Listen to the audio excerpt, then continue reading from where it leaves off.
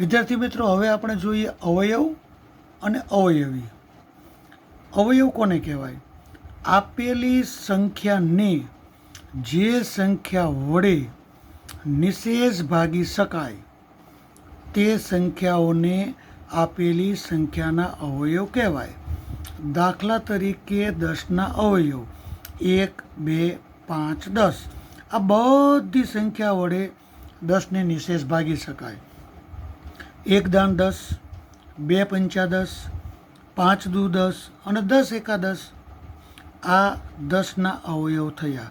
ફરી એક જોઈએ, 15ના અવયવ 1, 3, 5, 15. 1 15 15, 3 પંચા 15, 5 તેરી 15 અને 15 એકા 15. માટે આ 15ના અવયવ થયા. હવે જોઈએ આપણે અવયવી. આપેલી સંખ્યા વડે નિશેષ ભાગી શકાય તેવી દરેક સંખ્યાઓ આપેલી સંખ્યાનો અવયવી કહેવાય. 3ના અવયવી જોવા હોય તો આપણે 3નો ઘડિયો બોલવી એટલે બધા 3ના અવયવી. 3 એકા 3, 3 દુ 6, 3 તેરી 9, 3 ચોક 12, 3 પંચા 15, 3 છંગ 18. આગળ જોઈએ તો 3 સત્તા 21, 3 અઠ્ઠા 24, 3 નવા 27, 3 દાન 30. આ બધા 3ના અવયવી બને. હજુ એક જોઈએ 4ના અવયવી. 4, 8, 12, 16, 20, 24, 28, 32. આ રીતે 4ના અવયવી મળે છે. દરેક સંખ્યાનો નાનામાં નાનો અવયવી સંખ્યા પોતે.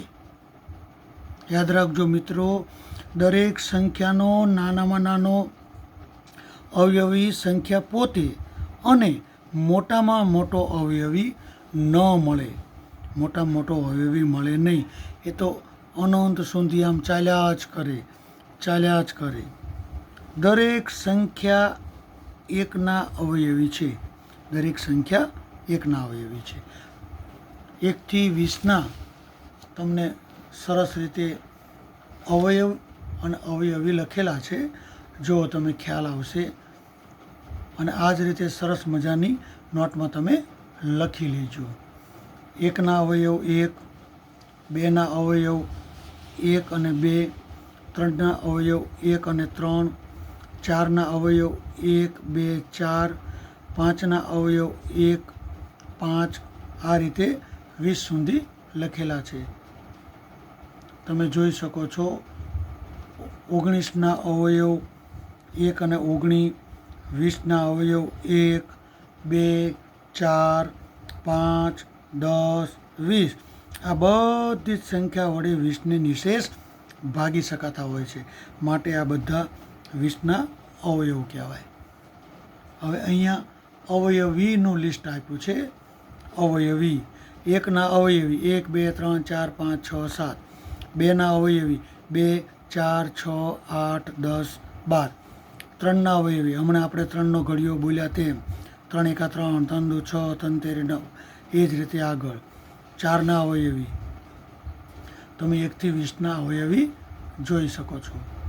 સરસ રીતે તમે આ નોટમાં લખી લેજો.